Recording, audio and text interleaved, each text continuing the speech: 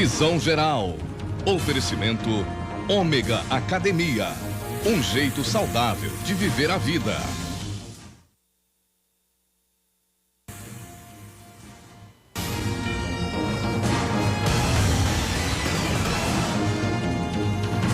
Olá, meus amigos do Brasil, tudo bem? Por aí? Que ótimo, hein? Que ótimo. Por aqui está ótimo. Está chegando Visão Geral de hoje. Visão Geral, um olhar atento para os fatos do momento. Todo dia um assunto importante com diferentes e importantes personalidades dos mais diversos segmentos da sociedade brasileira. Hoje nós vamos falar de um assunto extremamente importante. Aliás, não é do conhecimento geral, hein? Tem muita gente que não conhece o autismo. E mesmo quem conhece, de repente, não sabe a fundo, não sabe nem a origem, não sabe como, de repente, uma criança pode ser tratada, como ela pode ser diagnosticada. E para falar de tudo isso, eu entrevisto hoje a Renata Michel, que é pedagoga e analista do comportamento, consultora e supervisora ABA, que a gente vai saber também, já, o que vem a ser. Renata, obrigado, viu? Obrigado pela presença aqui no estúdio. Espero que os nossos telespectadores aproveitem bem essa entrevista, que me parece ser muito importante. Eu acho que eu mesmo sou um réu, confesso. Eu não tenho domínio, não conheço exatamente o autismo. A gente pode dizer que o autismo é o quê? É um transtorno? É uma doença? É um desvio? É o quê? Certo. Boa tarde, Alberto. Boa tarde a todos. Obrigado pela oportunidade de estar aqui. O autismo é uma condição neurológica, né?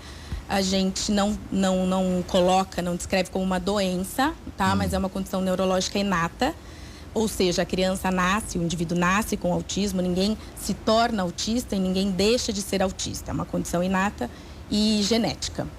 Então, quem tem autismo já teve na família, necessariamente, não no pai, na mãe, mas pode ser mais nos antepassados, teve alguém com autismo na família? Pode ser que tenha tido, ou pode ser que esse gene tenha sofrido uma mutação durante a vida, por exemplo, do pai ou da mãe, e aí quando foi transmitido para esse indivíduo, então foi esse gene já mutado. Não é um gene só que é responsável pelo autismo, é uma combinação genética.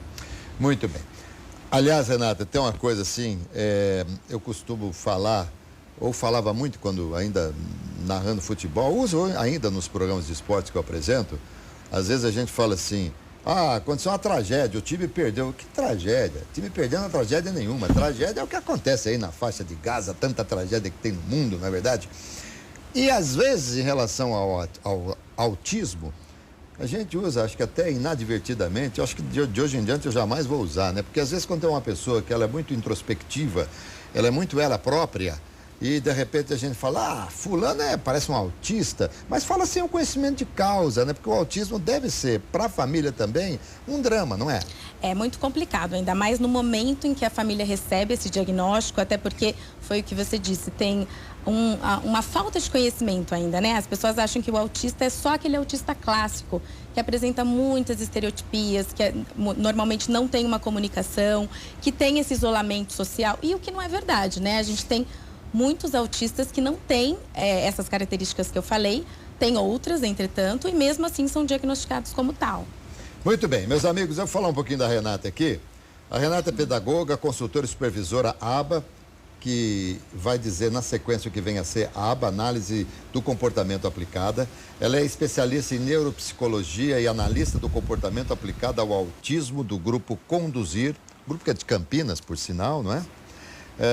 Mestrando em análise do comportamento experimental pela PUC São Paulo, analista do comportamento aplicado ao autismo pela Universidade Federal de São Carlos, treinamento avançado em comportamento verbal para orientação e implementação de programas comportamentais, quanta coisa, hein? Intensivos e ensino de habilidades verbais, especialista em neuropsicologia aplicada à neuropsicologia infantil pela Unicamp. É isso, que beleza. Também Londres, Speech Londres, UK, formação e treinamento em análise do comportamento aplicada. Beleza. Além de tudo, também formação e educação especial em Cambridge College, UK. Maravilha, hein? Você deve ter o quê? Uns 125 anos, mais ou menos? Mais ou menos. Para poder fazer tudo isso. Muita gente pergunta, nossa, mas eu esperava ver uma senhora. Mas, na verdade, eu acho que encontrei algo que eu gosto de fazer. E aí o estudo acaba sendo um resultado disso, né? Sem dúvida. É muito legal. Aliás, estudar é uma das coisas mais importantes e prazerosas, né? Desde que, como ler. Tem muita gente que fala assim, não gosto de ler. Claro que gosta de ler. Você gosta de ler aquilo que lhe interessa. Eu, por exemplo, vou ler alguma coisa sobre aviação, eu devoro o livro. Aviação, televisão, rádio, comunicação. Agora, me manda ler sobre física.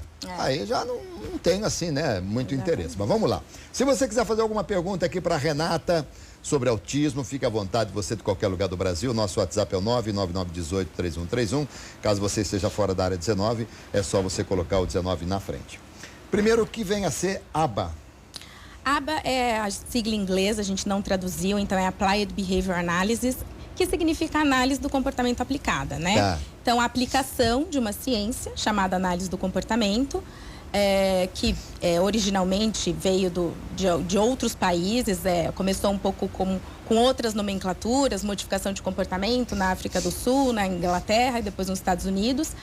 A análise do comportamento em si, o nosso maior teórico é Skinner, e é uma ciência que, na verdade, a gente pode aplicar para várias áreas. A gente pode, na verdade, quando a gente trabalha com análise do comportamento, modificar qualquer comportamento, mas acabou ficando bastante relacionado ao autismo, porque há 30 anos atrás a gente não tinha nenhum tratamento que, de fato, fosse eficaz para crianças com transtorno do espectro autista. Então, quando a análise do comportamento começou a desenvolver as intervenções, tais foram muito eficazes para esse grupo e por isso ficou bastante conhecido relacionado ao grupo de crianças com autismo, mas na verdade a gente pode trabalhar com qualquer ser humano, com qualquer criança, com qualquer queixa comportamental. Muito bem. Ô, Renata, é difícil o diagnóstico do autista, não? Então, difícil se os profissionais forem bem treinados e tiverem, né, bem cientes dos traços, não é difícil. O grande problema no Brasil hoje é que os pediatras, que são aqueles médicos que cuidam das crianças e que talvez devessem, né, com certeza devessem ter um olhar, não para fazer o diagnóstico, porque esse médico não é responsável pelo diagnóstico. Não é o médico que diagnostica, então? É o médico, mas não o pediatra. Não o pediatra. Exato. O pediatra, o que ele precisa perceber é um atraso no desenvolvimento. Então, muitas vezes até a mãe fala, olha, acho que meu filho não está falando ainda, fica preocupado. Muitas vezes, alguns pediatras que são informados, eles já falam, não, então vamos encaminhar. Deixa eu te interromper aqui. Claro. Vamos lá, vamos passo a passo para a gente entender. Né? Então, porque você disse que a mãe pode falar assim, meu filho não está falando ainda, minha filha não está falando. Quer dizer, então, é extremamente precoce, é bem rápido. Isso é importante. Então, que as mães fiquem atentas. Existe uma idade, se bem que há pessoas que falam com um determinado tempo, outros mais tarde e tal, mas existe, assim, digamos, um prazo limite que a pessoa fala, meu filho não fala e já faz tanto tempo, que já começa a ser preocupante. Você tem esse número, esse tempo, não? Sim. A criança, ela tem que por volta de 1 ano e 2 meses, 1 ano e 3 meses, já está se comunicando. Lógico que a gente sabe que o desenvolvimento do comportamento verbal em si, ele vai ser aos comunicar poucos, né? Não é falar inglês, né? Não precisa estar falando inglês com 1 ano. Mas é o quê? Essa comunicação é tentar falar mamãe, papai, essas coisas assim. Exatamente. Na vovô, verdade, a comunicação... que eu mais adoro, viu? Pode falar vovô, que eu adoro. Eu tenho uma neta que já falei com todo mundo, que ela vai falar... A primeira coisa que ela vai falar é vovô Alberto César do Visão Geral. E olha que é difícil isso, hein? Mas, na verdade, bebês antes de 1 ano, eles já têm alguns comportamentos como olhar para a mãe, olhar para objetos, pegar objetos. Então, comportamentos que podem chamar atenção se eles não estiverem acontecendo. Como eu falei, com 1 ano e 2, a criança tem que estar se comunicando bastante já. Né? Mesmo que ainda a fala não esteja tão desenvolvida, mas a comunicação tem que estar. E aí, muitas vezes, quando ela passa pelo pediatra, mesmo a mãe relatando que observou isso, às vezes o pediatra fala, vamos esperar um pouquinho, vamos esperar mais alguns meses e tal. É um erro isso? É um erro grave. É um erro grave, então, dos pediatras deixarem protelar um pouco mais. É um erro grave. Eles não precisam diagnosticar, não é o papel deles, mas notando que existe qualquer sinal de atraso de desenvolvimento, eles têm que encaminhar para o psiquiatra infantil ou para um neuropediatra. Você é psicopedagoga, você não é pediatra infantil, Não, né? sou. Não. Tá, muito bem. Bom, esse é um item, que seria o da fala ou da comunicação, mas há outras coisas que podemos observar que podem, de repente, nos despertar para procurar alguma coisa a mais que não só o pediatra? Sim, como eu falei, a falta de contato visual, tá? Também tem que chamar atenção. Acompanhamento com os olhos, você diz isso, não? Olhar, fixar o olho, tanto no adulto quanto num brinquedo, isso tem que ser observado. Não, sim, mas espera um pouquinho. A criança que encara o adulto, ou que encara, ou fica só encarado, isso aí já é o problema, não? Não. Isso tem que acontecer. Tem que acontecer. A falta de contato visual é o problema. Isso já é um problema. Exatamente. Tá? Então, muitas crianças desviam o olhar, evitam sequer ter esse contato olho a olho com o adulto, então isso deve ser observado como um problema, a falta do contato visual. Além disso, alguns movimentos repetitivos podem ser físicos, então os médicos chamam de estereotipias, a gente chama de autoestimulação. Então, ficar fazendo movimentos repetitivos com as mãos, ou pegar um brinquedo, por exemplo, um carrinho e ficar muito tempo fixado na roda, olhar muito tempo para um objeto sem uma função, por exemplo, ventilador, objetos que rodam. Todos esses são comportamentos que devem chamar atenção. Devem chamar atenção. E segundo a medicina, quando uma criança, por exemplo, pega aí um carrinho, pega um brinquedo aqui, fica olhando a rodinha dele, mexendo o tempo todo ali, a medicina entende o quê? O que é que ele está tentando descobrir? Na verdade, a medicina, a psiquiatria vai definir isso como uma estereotipia. Tá? E que é um repertório de autoestimulação. E, na verdade, o que vai chamar atenção não é ele fazer isso. Porque talvez, se a gente observar crianças, todas façam um pouco isso. O que chama atenção é ele só fazer isso. Ou seja, a criança não está pegando o carrinho, não está dando uma outra função para o carrinho, brincando concretamente, simbolicamente. É isso que chama atenção. E se de repente... Porque hoje no Brasil... A nossa saúde é tão comprometida. Aliás, eu não sei o que não é comprometido no país hoje, mas vamos nos ater aqui à saúde. Difícil de você se tratar. Quantas e quantas vezes você vai assim, você vê filas nos hospitais, você vê pessoas ali nas macas dos corredores, quando ainda há maca e quando ainda há corredor para elas ficarem. Então, eu imagino que o autismo, como não existe assim uma emergência, né? Ninguém vai pegar uma criança e ir para uma emergência dizendo que está com autismo. Então, devem ser consultas eletivas. É uma coisa muito mais demorada, mais complicada. Imagino até que o tratamento não seja lá essas coisas no país. Imagino. Tomara eu esteja enganado. E por essa razão, podem existir pessoas que estejam hoje nos assistindo, de repente, aí, com seus 60, 70, 80 anos, que foram... a gente fala portador, não, que foram autistas, talvez seja o termo. Que são autistas, que são autistas e não sabem? Pode acontecer, Alberto, pode acontecer sim. Teve até já alguns casos, né, que a própria pessoa relatou que depois que ficou sabendo da condição ou depois que frequentou terapia, por exemplo, durante um tempo, percebeu que então tinha alguns sintomas desde pequeno, mas isso não havia sido notado nem pelos pais, nem por médicos. Isso pode acontecer sim. Lógico que isso acontece mais quando a gente está falando de um autismo mais leve, né? Não aquele autista clássico, que não fala, que tem muita estereotipia, que tem até uma comorbidade. Aí esse autista já fica quase que impossível não ter sido percebido. O que nós, leigos, né, e dentre os quais eu me incluo, o que nós recebemos de informação do autismo é que o autista é uma pessoa que vive o mundo dela, sem se incomodar com o que está ao redor. Isso é verdade?